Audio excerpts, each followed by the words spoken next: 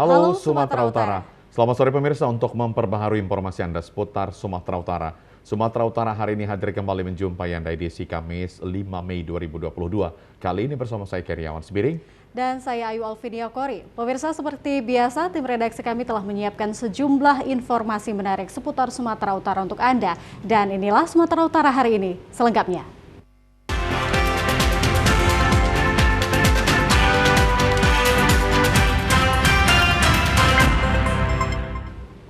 Ya pemirsa, sejak 10 hari jelang perayaan Hari Raya Idul Fitri hingga 2 hari setelah Hari Raya Idul Fitri, jumlah pergerakan penumpang di Bandara Internasional Kuala Namu secara kumulatif mencapai hampir 191.000 orang dengan pergerakan pesawat sebanyak 1.625 penerbangan dari datang dan berangkat. Ya pemirsa, adapun 5 besar destinasi dari Bandara Internasional Kuala Namu pada 22 April hingga 3 Mei 2022 adalah ke Cengkareng, Batam, Bandung, Kuala Lumpur, dan Yogyakarta. PLT Eksekutif General Manager PT Angkasa Pura II Bandara Kuala Namu, Eri Braliantoro, mengatakan PT Angkasa Pura II dan seluruh stakeholder berkolaborasi sehingga pelaksanaan arus mudik dapat berjalan dengan lancar dan kini telah siap menyambut arus balik.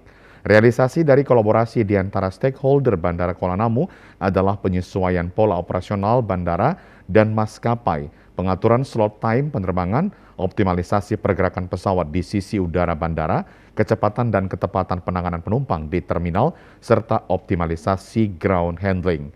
Melalui kolaborasi ini, pihak bandara dapat mengakomodir tingginya permintaan para Englip 2022 dengan tetap memperhatikan aspek keamanan, keselamatan, dan pelayanan, walau jumlah sarana tidak sebanyak saat kondisi normal sebelum adanya pandemi COVID-19. Lancarnya penyelenggaraan Englip 2022 di Bandara Internasional Kuala Namu adalah berkat komitmen seluruh staf PT Angkasa Pura II. Mulai 4 Mei 2022, Bandara Internasional Kuala Namu sudah siap menerima kedatangan pemudik pada arus balik tahun ini. Diprediksi pergerakan penumpang pada 4 Mei 2022 mencapai sekitar 14.000 penumpang. Jumlah ini akan meningkat hingga puncak arus balik pada tanggal 7 hingga 9 Mei 2022 mendatang. PT Angkasa Pura II menghimbau agar para pemudik melakukan perjalanan arus balik lebih awal sehingga tidak terkonsentrasi pada 7 hingga 9 Mei 2022 karena perjalanan lebih awal sangat membantu pergerakan penumpang pada arus balik terdistribusi dengan baik. Pada arus balik, PT Angkasa Pura II fokus pada kelancaran proses kedatangan penumpang, antara lain pada pengaturan kedatangan pesawat, pengambilan bagasi, dan transportasi darat. Kita beralih ke informasi lain, pemirsa. Basarnas Nias telah menemukan dan mengevakuasi puing kapal milik nelayan yang mengalami kecelakaan di pantai barat Sumatera pada hari Selasa lalu. Sementara 1 orang lagi nelayan yang ikut pada insiden kecelakaan kapal itu kini masih dilakukan pencarian. Inilah kapal nelayan KM Rezeki Yohanes bermesin 100 PK dengan kapasitas 5 gross ton milik nelayan asal kota Sibolga yang ditemukan terapung di tengah antara perairan Tapanuli Tengah dan Pulau Nias. Kapal dengan kondisi yang tidak utuh lagi ini sebagian telah menjadi puing mengapung di permukaan laut, akan tetapi tetap dievakuasi oleh tim Basarnas Nias bersama gabungan TNI Polri.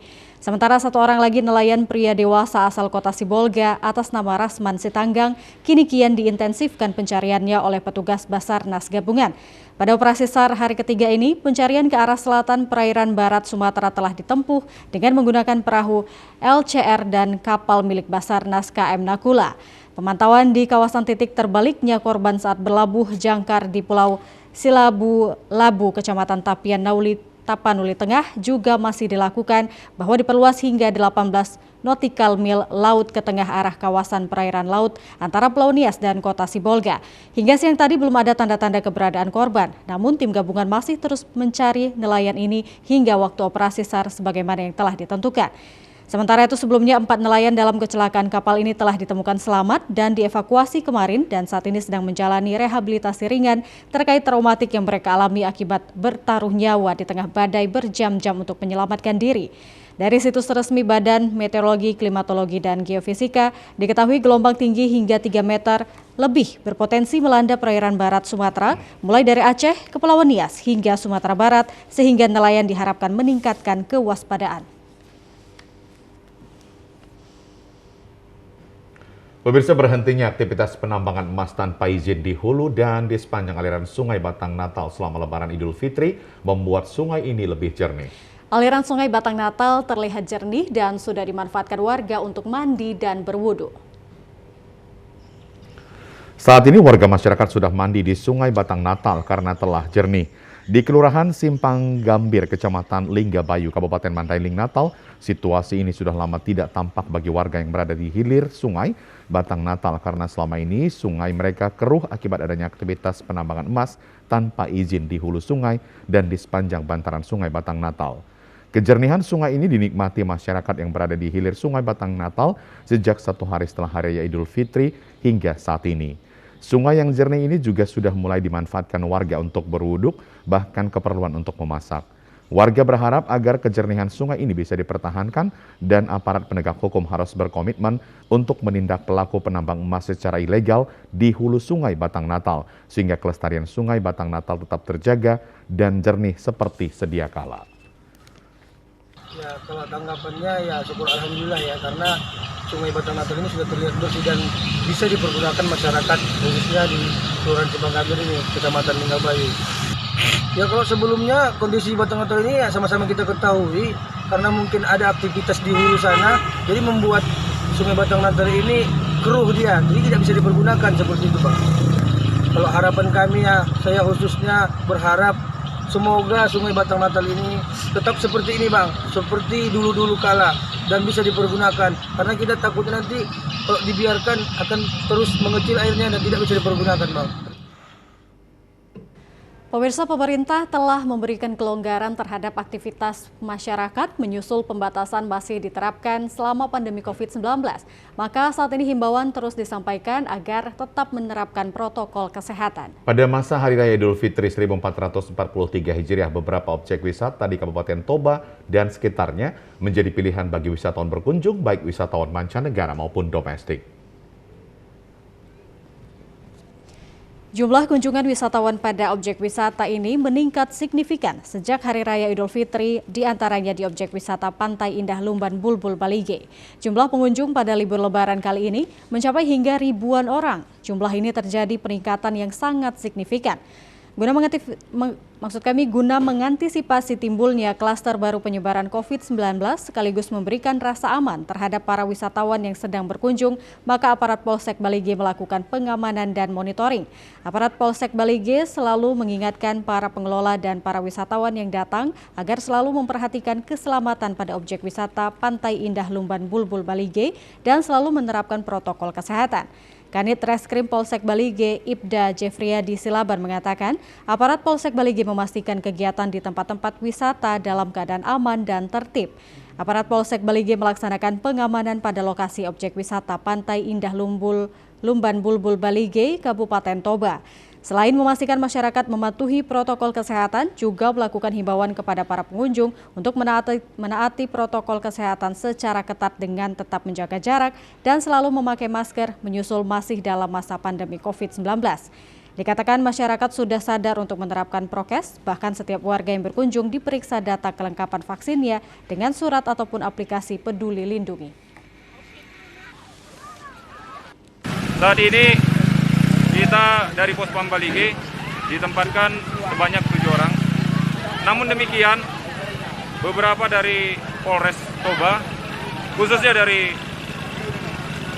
Satpamopid, menempatkan beberapa personilnya untuk menjaga tempat-tempat objek wisata kita.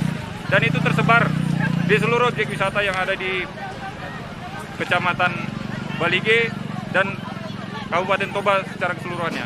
Saat ini kesiapannya untuk hari kedua, kita tetap standby dan memberikan pelayanan yang terbaik untuk masyarakat Kabupaten Toba melalui pospam dan pos pelayanan yang ada tersebar di seluruh Kabupaten Toba.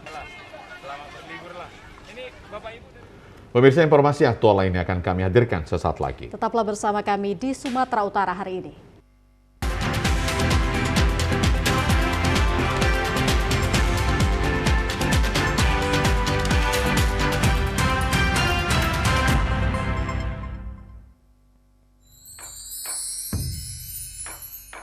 Assalamualaikum warahmatullahi wabarakatuh.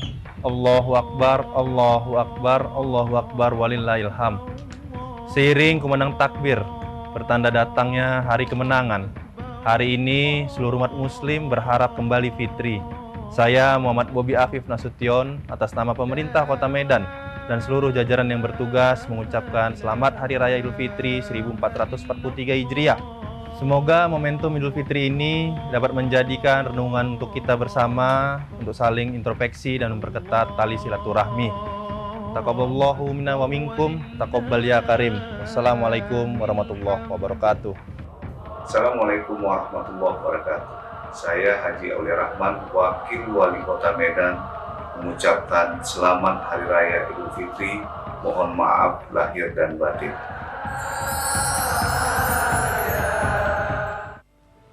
Pak, cobaannya Pak.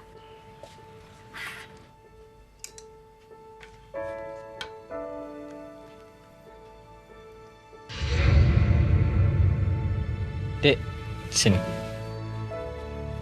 Kamu mau pilih yang mana? Terima kasih ya Pak.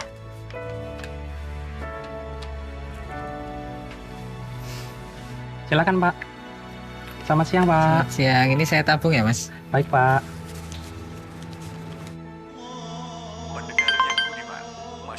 Pak, lihat deh.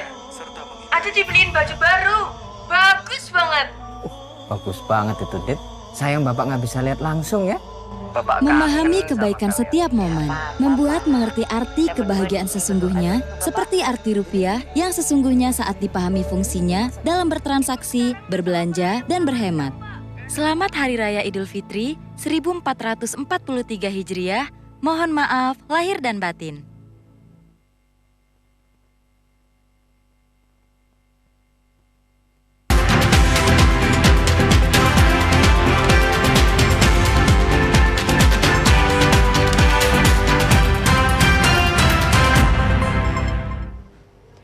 Pemirsa, di Kabupaten Mandailing Natal, selama perayaan Hari Raya Idul Fitri, masyarakat sangat antusias mengikuti tradisi buka lubuk larangan atau menangkap ikan di sungai.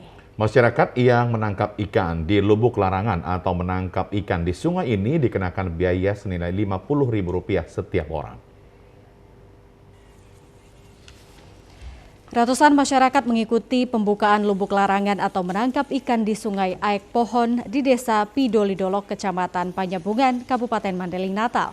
Masyarakat yang mengikuti tradisi menangkap ikan ini menggunakan jaring atau jala sebagai alat tangkap ikan.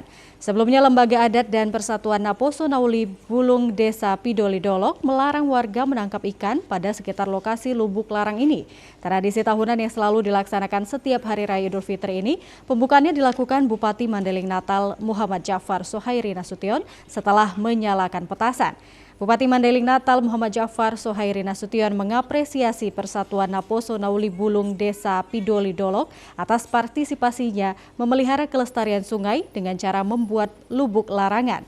Kegiatan kearifan lokal ini juga kegiatan yang sangat positif untuk menjaga lingkungan sungai dan ikan. Di Sungai Aek Pohon ini ada ikan garing, cencen, nila, dan ikan mas. Dari pelestarian lingkungan, terutama sungai, pelestarian ikan, kemudian multi efeknya juga banyak, putaran ekonominya, kemudian ada tiket, ya tiket juga di peserta diwajibkan membayar 50.000, kemudian hasil penjualan tiket ini digunakan untuk pembelian tanah perkuburan, kemudian anak yatim, fakir miskin, jadi banyak efek positif. Peserta yang mengikuti pembukaan lubuk larangan ini dikenakan biaya tiket senilai Rp50.000 setiap peserta. Kali ini sebanyak 500 tiket terjual. Sementara biaya yang dikumpulkan panitia acara pembukaan lubuk larangan dari hasil penjualan tiket akan dipergunakan untuk pembelian pertapakan kuburan, santunan anak yatim, dan fakir miskin. Soalnya harus membayar tiket senilai Rp50.000 per orang. Buka jam 9 tadi.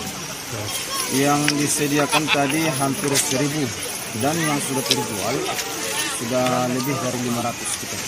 Rata-rata ikannya itu ikan cenceng, ikan merah, garing, dan ikan tali-tali dan mujair. Salah satu tradisi tahunan, Bang. Di desa kita ini, Bang. Pemirsa, pada masa libur Hari Raya Idul Fitri saat ini sejumlah objek wisata di Kabupaten Tapanuli Utara ramai dikunjungi masyarakat. Di antara objek wisata yang ada di Kabupaten Tapanuli Utara yang ramai dikunjungi masyarakat adalah tempat pemandian air panas Sipoholon.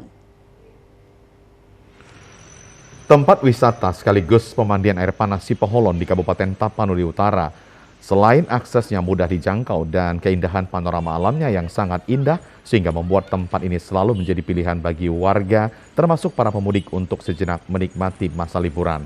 Seperti halnya pada 3 hari setelah Hari Raya Idul Fitri, pemandian air panas Sipoholon ini sejak pagi hingga malam hari, para pengunjung atau pemudik yang melintas atau para wisatawan lokal sangat ramai.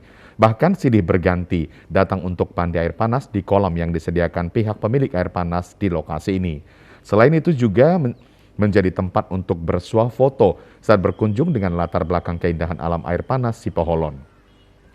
Keindahan pesona alam Bukit Balerang dengan semburan uap panas ini sudah sangat tersohor dan tidak hanya bagi wisatawan domestik, juga bagi sejumlah wisatawan mancanegara. Tempat ini sering dikunjungi ketika melintas dari jalur lintas Sumatera melalui jalur Jalan Tarutung. Guna mengantisipasi kemacetan yang umumnya selalu terjadi setiap saat pada musim libur, di tempat ini membuat sejumlah aparat kepolisian, Polres Taput dan Dinas Perhubungan sejak pagi hingga malam hari melakukan siaga dan penertiban untuk melancarkan arus lalu lintas. Selain itu, mengingat jalur ini merupakan jalur arteri yang umumnya dilalui oleh kendaraan baik dari arah Medan menuju Sibolga ataupun sebaliknya. Sementara itu, menurut Kepala Dinas Perhubungan Taput Kijo Sinaga, hingga saat ini pihaknya dibantu oleh aparat terus melakukan antisipasi untuk memperlancar arus lalu lintas. Sejumlah titik keramaian diprediksi terjadi kemacetan lalu lintas. Selain itu, kepada para pengunjung juga dihimbau agar selalu mematuhi protokol kesehatan saat liburan pada sejumlah tempat wisata yang akan dikunjungi. Beberapa tempat yang dianggap rawan kemacetan sudah kita siapkan anggota. Mudah-mudahan para pemudik bisa nyaman berlalu lintas dan harapan kami tetap mematuhi lalu lintas supaya sampai dengan selamat ke tempat tujuan dan tetap memenuhi standar protokol kesehatan. Masyarakat sangat ramai mengisi liburan Hari Raya Idul Fitri di alun-alun Aikanopan di Jalan Lintas Sumatera Aikanopan, Kabupaten Labuhan Batu Utara. Selain tempat bermain, mengendarai sepeda motor mini dan ATV di alun-alun Aikanopan pada sore hari juga sebagai tempat berkumpulnya para remaja. 3 hari setelah perayaan Hari Raya Idul Fitri, suasana alun-alun Aikanopan yang berada di samping komplek kantor Bupati Labuhan Batu Utara sangat ramai dikunjungi warga, bukan hanya warga lokal tetapi juga dari kabupaten lainnya.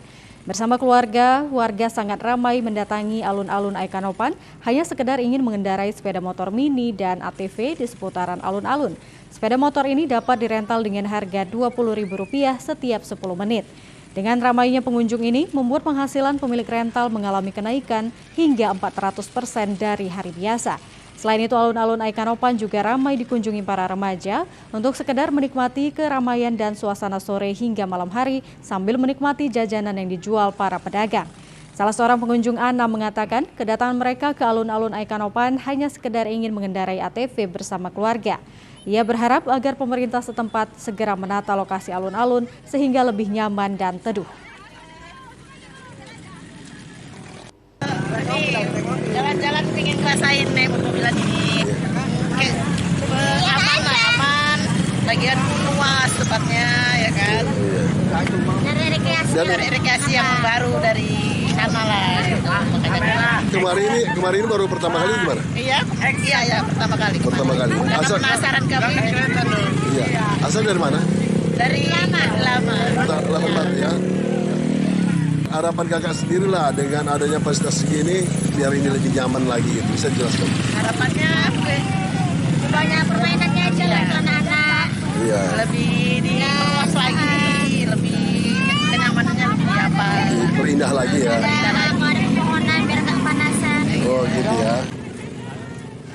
Sementara itu, salah seorang pemilik rental sepeda motor dan ATV, Lili, mengatakan pasca ditutupnya alun-alun pada masa COVID-19 selama 2 tahun dan kembali dibuka pada Hari Raya Idul Fitri tahun ini, membuat pengunjung sangat ramai datang.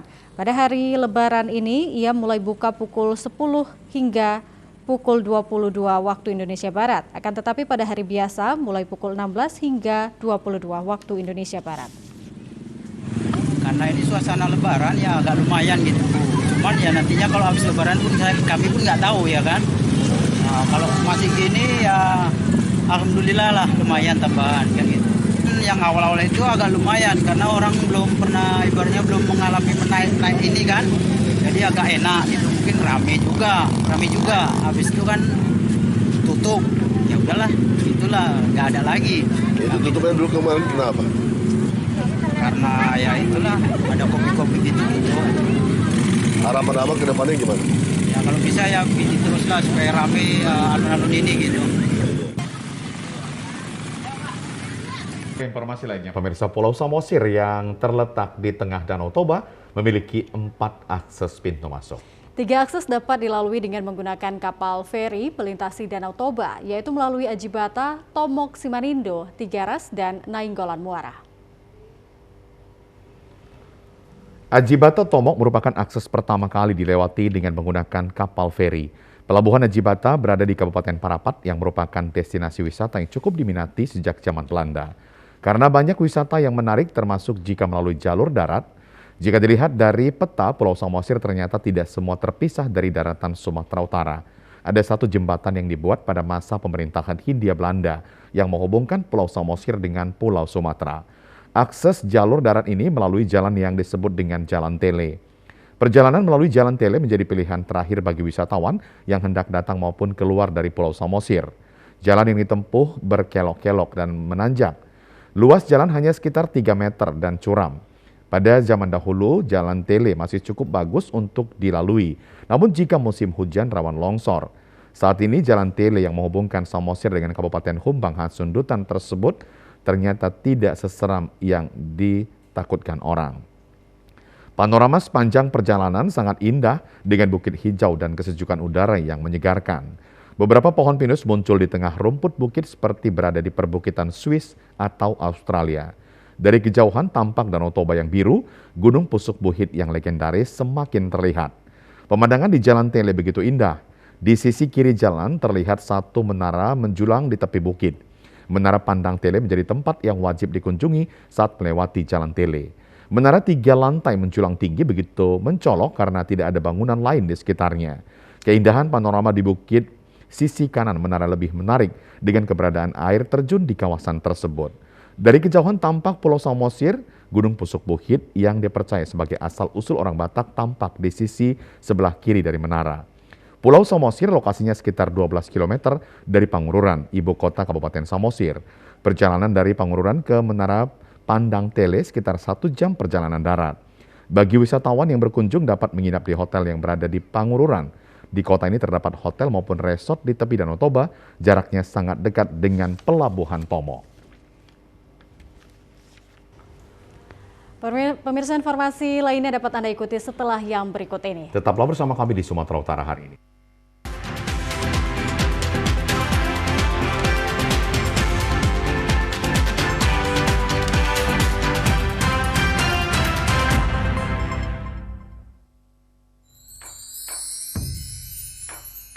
Assalamualaikum warahmatullahi wabarakatuh. Allahu Akbar, Allahu Akbar, Allahu Akbar, walillahilham. Seiring kumandang takbir, bertanda datangnya hari kemenangan. Hari ini seluruh umat muslim berharap kembali fitri. Saya Muhammad Bobi Afif Nasution atas nama pemerintah Kota Medan dan seluruh jajaran yang bertugas mengucapkan selamat Hari Raya Idul Fitri 1443 Hijriah. Semoga momentum Idul Fitri ini dapat menjadikan renungan untuk kita bersama untuk saling introspeksi dan memperketat tali silaturahmi. Taqabbalallahu minna wa minkum, taqabbal ya karim. Wassalamualaikum warahmatullahi wabarakatuh. Assalamualaikum warahmatullahi wabarakatuh. Saya Haji Aulia Rahman, Wakil Wali Kota Medan, mengucapkan selamat Hari Raya Idul Fitri. Mohon maaf lahir dan batin.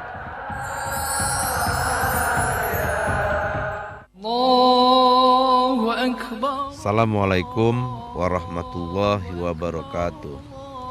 Taqabbalallahu minna wa minkum taqabbal ya karim. Saya Bupati Batubara beserta keluarga dan seluruh jajaran pemerintah Kabupaten Batubara mengucapkan selamat Hari Raya Idul Fitri 1443 Hijriah. Mohon maaf lahir dan batin.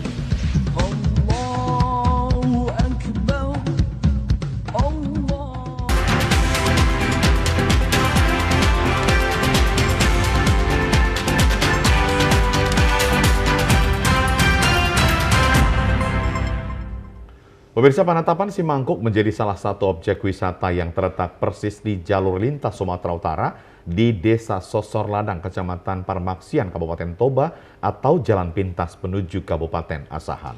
Objek wisata ini jika ditempuh dari kota Porsea kurang lebih 6 km dan memakan waktu sekitar kurang lebih 15 menit dengan kendaraan roda 4.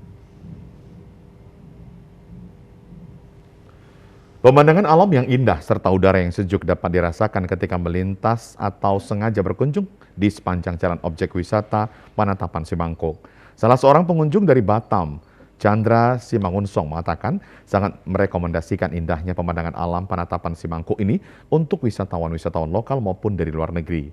Dan bagi pengendara yang sedang melintasi Jalan Asahan ini dapat singgah sejenak untuk menikmatinya. Lahan persawahan, pemukiman warga, dan pepohonan yang hijau mengelilingi kawasan objek wisata Penetapan Simangkuk pasti akan membuat Anda ingin berkunjung kembali ke sini. Simangkuk satu ini pemandangannya sangat luar biasa, bisa dikunjungi kawan-kawan lah. Semua saudara-saudara yang bisa datang ke sini bisa menikmati indahnya Simangkuk ini. Nanda Marpaung, pengelola objek wisata Penetapan Simangkuk ini menyebutkan bahwa wisatawan yang datang ke tempatnya ada yang sengaja datang dan juga ada yang sedang melintas dan biasanya ramai dikunjungi pada hari libur umum dan juga hari Sabtu dan Minggu. Namun selama pandemi COVID-19 para pengunjung sangat jauh berkurang jika dibandingkan dengan keadaan normal sebelumnya. Akan tetapi setelah kasus terkonfirmasi COVID-19 di Kabupaten Toba saat ini nihil, para wisatawan lokal baik dari luar daerah sudah mulai ramai mengunjunginya. Kalau boleh tahu Pak, Bu, hari-hari apa aja yang ramai dikunjungi orang ini, Bu? Hari libur, hari Sabtu Minggu lumayan lah, tapi hari-hari besar seperti Tahun Baru, Lebaran, sangat ramai pengunjungnya. Bu, saat pengunjung ramai, kira-kira wisatawannya dari mana-mana aja nih, Bu? Ada dari daerah Asahan, daerah Labuhan Batu sana, Kisaran, lewat yang orang-orang perkebunan, Pak. Diharapkan agar pemerintah Kabupaten Toba dapat memberikan perhatiannya untuk membenahi objek wisata Penetapan Simangkuk ini agar lebih tertata lagi dan menarik perhatian para wisatawan-wisatawan yang akan datang berkunjung. Objek wisata pemandian Sampuran Sibodat tepatnya berada di Desa Sibongbong, Kecamatan Angkola Selatan, Kabupaten Tapanuli Selatan, menjadi tempat wisata yang cukup diminati warga setempat dan luar daerah. Selain suasana alam yang asri, tarif masuk ke tempat wisata ini juga relatif murah, hanya Rp3.000 untuk satu orang pengunjung. Suasana wisata alam nan asri dan sejuk menjadi tempat yang menyenangkan untuk rekreasi keluarga. Seperti di pemandian Sampuran Sibodat ini, airnya yang jernih dan suasana alami membuat siapa saja tertarik untuk mengunjungi tempat ini. Pemandian Sampuran Sibodat ini merupakan bendungan yang konon ceritanya, bendungan tersebut dibangun pada zaman Belanda dengan tujuan untuk pengaliran air ke irigasi lahan persawahan warga. Menurut cerita warga, nama Sampuran Sibodat ini disebut karena dulunya lahan sepanjang sungai ini merupakan perkebunan karet dan banyak monyet bermain di pohon-pohon, khususnya di lokasi pemandian ini. Destinasi wisata yang masih alami ini kental sekali dengan suasana khas pegunungannya. Pepohonan yang rindang dengan udara yang sejuk membuat pengunjung ingin berlama-lama di tempat ini. Para pengunjung dapat mandi di dalam bendungan sambil berayun tali tambang yang terikat di pohon membuat pengunjung dapat beradu nyali di tempat ini. Selain itu, pengelola tempat ini juga membuat beberapa pondok dan tenda payung yang tepat berada di atas permukaan air, membuat para pengunjung semakin betah sambil menikmati makanan dan minuman yang bisa dipesan di warung yang ada di lokasi ini. Biaya masuk ke tempat ini relatif murah, cukup dengan membayar Rp3.000 per orang. Pengunjung juga sudah mendapatkan air mineral dari petugas pintu masuk tempat wisata ini. Sedangkan untuk biaya parkir kendaraan hanya dikenakan Rp2.000. Sibodas ini nuansanya indah, panoramanya cantik. Air yang mengalir pun masih alami, bersih. Ada air terjun, ada anak-anak yang melepaskan kebahagiaan dengan hawanya sejuk.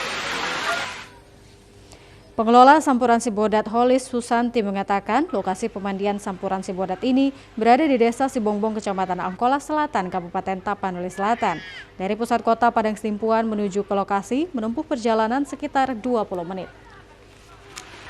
Air terjun ini katanya banyak bodat yang arti berarti itu monyet. Jadi dari dulu namanya udah disebut dengan Sampuran Sibodat. Jadi pas waktu liburan ada yang dari Jakarta, dari Medan, juga dari Pekanbaru. Oh, kita nggak mahal-mahal. Sebenarnya kita tidak memungut uang masuk lah, karena kan 3.000 uang masuk udah di plus minuman botol. Pokoknya ringan di kantong. Kalau udah masuk ke Sampuran Sibodat dijamin nggak bakalan bosan. Pemirsa, Kabupaten Langkat adalah daerah yang sangat banyak memiliki objek wisata alam. Di antara objek wisata alam ini adalah objek wisata Puncak Bukit Akui yang belum terjamah dan belum mendapat perhatian dari pemerintah setempat. Wisata alam yang mempesona ini berada di Desa Telaga, Kecamatan Seibinge, Kabupaten Langkat. Namun objek wisata yang mempesona ini belum terjamah oleh pemerintah Kabupaten Langkat. Objek wisata Puncak Akui ini hanya dikelola warga setempat sehingga akses jalan untuk menuju ke lokasi wisata ini masih diperbaiki seadanya oleh masyarakat setempat. Selain jalan yang menanjak, akses jalan untuk menuju lokasi ini juga dipenuhi dengan bebatuan besar sehingga para wisatawan harus ekstra hati-hati agar tidak terjatuh. Untuk menuju objek wisata alam Puncak Akui ini, para wisatawan menempuh jarak 3 jam perjalanan dari kota Medan. Objek wisata ini juga menyediakan beberapa fasilitas, diantaranya hiking, camping ground, spot foto selfie, dan tanam bunga sakura bagi pengunjung yang hobi bercocok tanam. Jadi bagi Anda yang suka wisata ekstrim dengan berjalan kaki mendaki bukit dengan udara dan pemandangan yang indah sambil menikmati suasana malam hari udara pegunungan, wisata Puncak Akui adalah pilihan yang tepat. Salah seorang warga, Irwan Sembiring, mengatakan objek wisata ini sudah ada sejak 5 tahun yang lalu, tetapi hingga kini pemerintahan Kabupaten Langkat belum pernah meninjau dan memberikan perhatian, padahal objek wisata ini bisa dijadikan sumber pendapatan bagi pemerintah Kabupaten Langkat. Akses jalannya kan kita bangun sendiri, swadaya sendiri, jadi ini masih lumayan udah bisa dilalui sama kendaraan rendah juga udah bisa. Cuma ya kalau bisa kita sangat mohon untuk dinas terkait lah, untuk pemerintah kita untuk membantu kita untuk kemajuan wisata di sini. Selain tempat berkemah, bertenda, itu ada spot-spot selfie-nya juga, dan yang hobi menjelajah di alam juga ada. Ya, harapan kita ke depannya semoga wisata kita di sini lebih maju dan tanggapan pemerintah itu ada. Di lokasi objek wisata ini sudah dilengkapi dengan peralatan safety dan warga setempat selalu siap menjaga keselamatan dan kenyamanan para wisatawan. Liburan bersama keluarga tentu menyenangkan dan dapat menjadi obat penghilang lelah. Adanya weekend atau hari libur menjadi momen yang paling tepat untuk menghabiskan waktu bersama keluarga. Bagi Anda yang berdomisili di seputaran Kabupaten Humbahas dan tidak ingin pergi jauh karena alasan untuk menghemat waktu dengan beraktivitas olahraga, air sepertinya terdengar menyenangkan. Berenang di kolam renang yang ada di Desa Sarsiantar Matiti 2, Jalan Pakat kilometer 8, Kecamatan Dolok Sanggul, Kabupaten Humbang Hasundutan, menjadi alternatif untuk liburan bersama keluarga. Untuk masuk ke lokasi kolam renang ini dikenakan biaya retribusi sebesar Rp5.000 di lokasi yang memiliki luas lahan 2,5 hektar terdiri dari 3 kolam dengan fasilitas kafe resto, live music, produk-produk UMKM, dan permainan untuk anak dapat dinikmati oleh pengunjung. Bermain air tentu sangat digemari banyak orang. Anak-anak hingga dewasa tidak akan menolak jika diajak bermain air dan juga berenang. Selain seru, aktivitas berenang juga memiliki manfaat bagi kesehatan. Menjaga stamina dan fisik tetap fit dapat Anda lakukan sembari refreshing. Tidak terlalu jauh sekitaran Jakarta ada beberapa kolam renang dengan fasilitas dan pemandangan mantap buat mengisi liburan. Denada mengaku pada hari libur diakhiri pekan dan libur hari besar lainnya, lokasi ini selalu ramai dikunjungi oleh wisatawan dari berbagai daerah. Meski demikian, Denada berharap kepada pemerintah Kabupaten Humbang Hasundutan untuk memberikan perhatian terhadap usaha yang dikelolanya. Saat ini kebetulan karena pandemi COVID-19 agak berkurang tamu-tamu, apalagi siang dan malam berkurang, Pak. Tidak menentu, Pak. Kadang kalau hari Minggu, Sabtu Minggu itu bisa dibilang kita kurang fasilitas, terlebih kamar mandi atau tempat duduk atau tempat santai, ya kira-kira begitu, Pak. Kalau hari libur besar macam tahun baru atau pasca hari raya, ya agak lumayan juga. Lumayan, Pak, ya. Ya bisa dilihat sendiri, Pak. Ya macam ini jalan kita bisa dibilang belum memadai. Banyaklah, masih banyak kekurangannya, Pak. Ya, pemirsa, Kabupaten Samosir yang terletak di tengah Danau Toba memang mempunyai sejuta pesona. Mulai dari dataran tinggi menakjubkan, pantai-pantai yang indah, wisata air yang menarik, hingga wisata budaya yang kental dapat ditemukan di Pulau Samosir.